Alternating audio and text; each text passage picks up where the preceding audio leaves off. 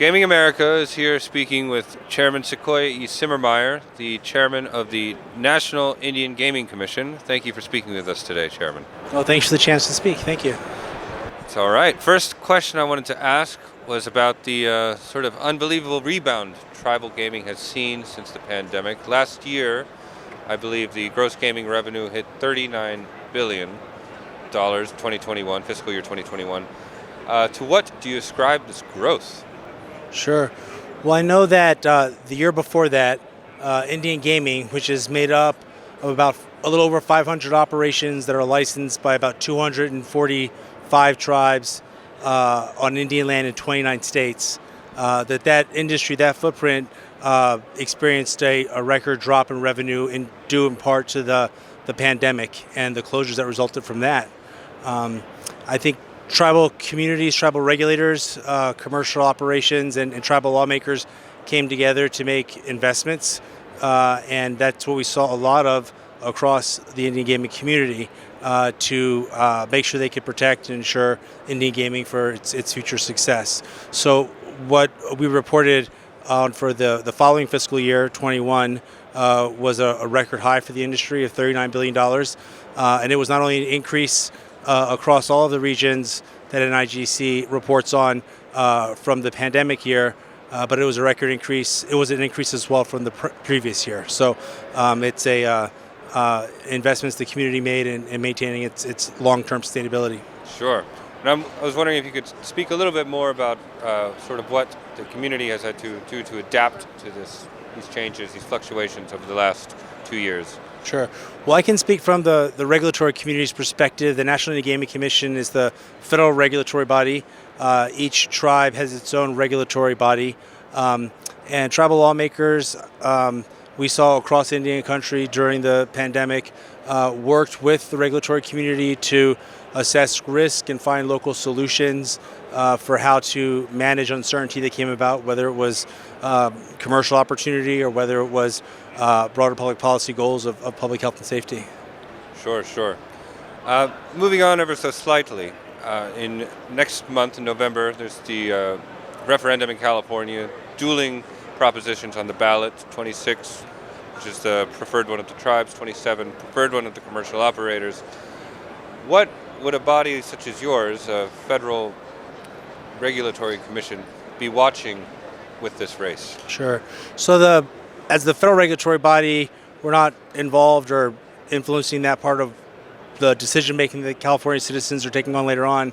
And as a unique part of the Indian gaming regulatory framework, we at the regulatory body, the NIGC, don't have a role in the compact approval process at the federal level. That's a separate federal decision maker, the Department of the Interior.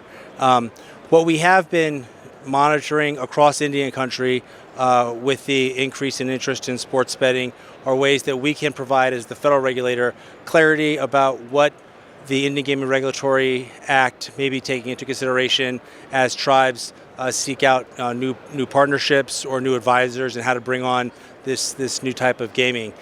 So we early on in 2020 have published bulletins explaining what the management provisions and sole proprietary interest provisions are within the federal law, which work to ensure tribes maintain control or make sure that tribes maintain the benefit of the gaming operations. And so providing clarity in how tribal operations and tribal lawmakers might structure those relationships with advisors and partners.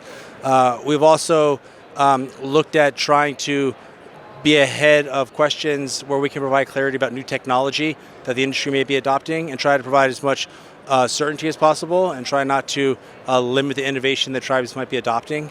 And we've also worked within the regulatory community to help lawmakers to do their own due diligence as they seek out partners that might be new to the Indian gaming community. And that's an important area for them to have trusted partners. It's a highly technical area, and it's good to have that expertise. And so working with the regulatory community to help provide that background and support for them. Sure.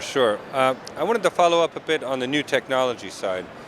You have cashless digital payments becoming the norm across the land, really. I was wondering what sort of regulatory problems emerge that the National Indian Gaming Commission has to face regarding that. Well, I think with the adoption of new technology like cashless systems or digital wallets, we began to look closely at what our regulations provide for during the pandemic, where there are a lot of questions about how digital wallets or cashless systems might be an alternative for helping to protect public health. We've looked at our regulations and don't think that there are limitations to that exist within it. We do know that new technology might provide economic opportunities that the operation and tribal lawmakers, can make their decisions about. From a regulator's perspective, in working with tribal regulatory bodies and working with the regulatory requirements that we have at the National Indian Gaming Commission, we've worked with tribes to provide training and technical assistance about what areas of our regulations might help them in that decision-making process.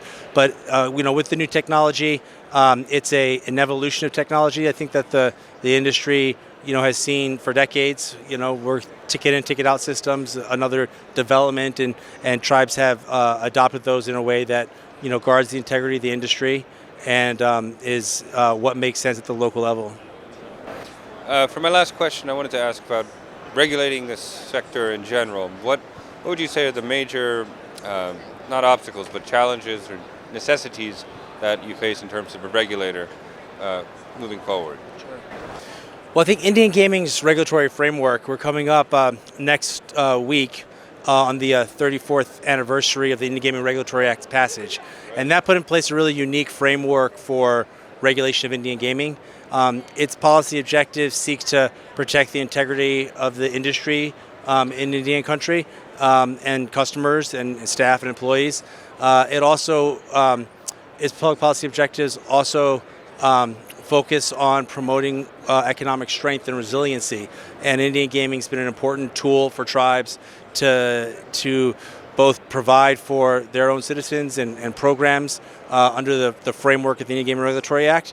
And it's also been important for the surrounding regional economies and diplomacy of other jurisdictions. So it's a unique aspect of the gaming industry, Indian gaming is, and those policy objectives really guide our work.